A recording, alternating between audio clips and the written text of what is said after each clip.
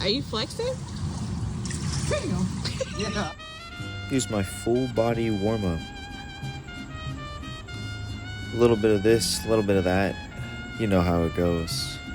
Start it slow, then go into flow, and then, see how it goes.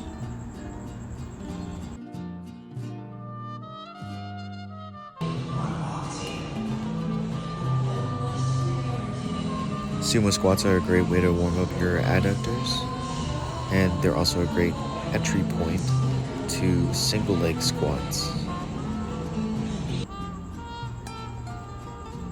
Controlling your active range of motion is important, and it's okay to use a little bit of stretch reflex as well. I attempt to hit the ceiling. One day I'll do it. Split jumps, it's important to make sure that your ankles stay solid. And with any landing, I would say it's important. Don't let them cave in too much.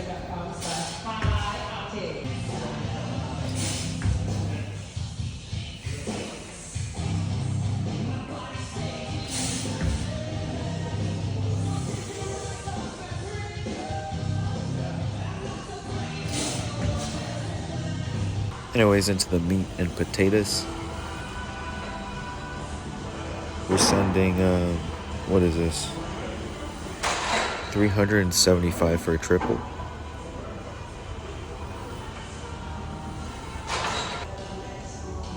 And then 415 for a single.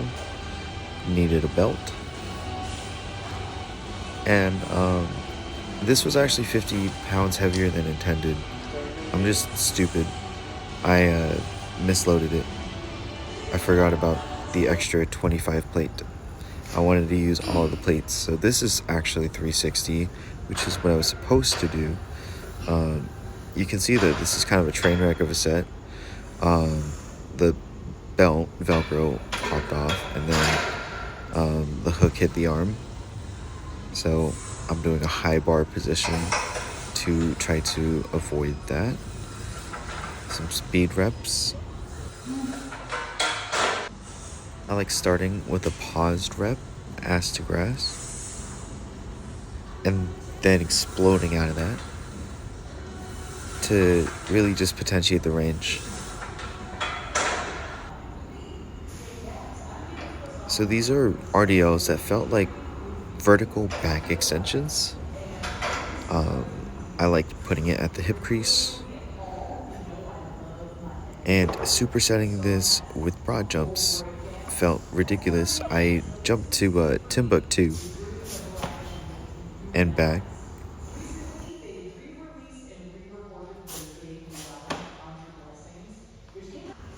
0.5x. Surely I won't jump out of frame, right? Not quite.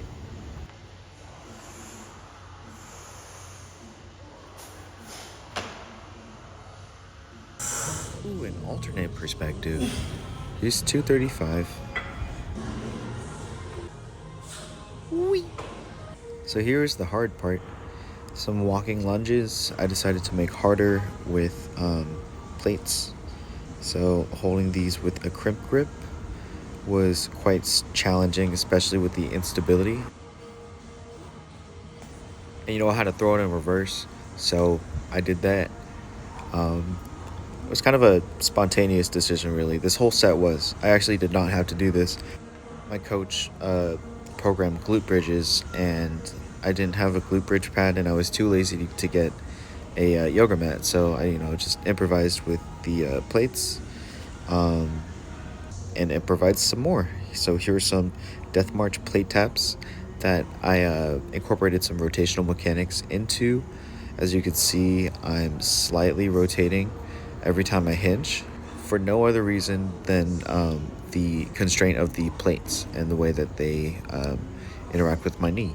So that was interesting. Then I switched to kind of farmer's grip, basically, and continued the set. This is where the pain tolerance aspect really set in because this shit hurted.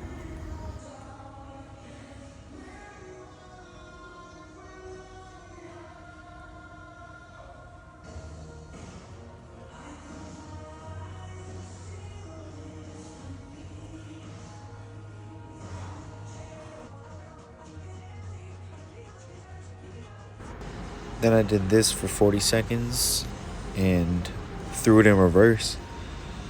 And, I know I look crazy, but Chinese weightlifters do it. They don't do this though.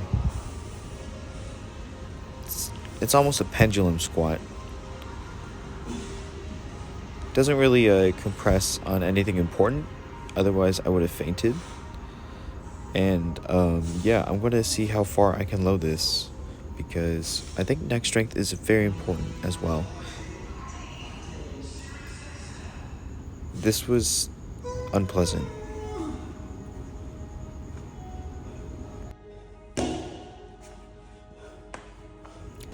Had to test that the legs were operational, and they in fact were. If you find it hard to program all these different qualities of speed, strength, repetition, and high-end max strength, I can help you out. For money, I'm a certified strength and conditioning coach. Hit me up.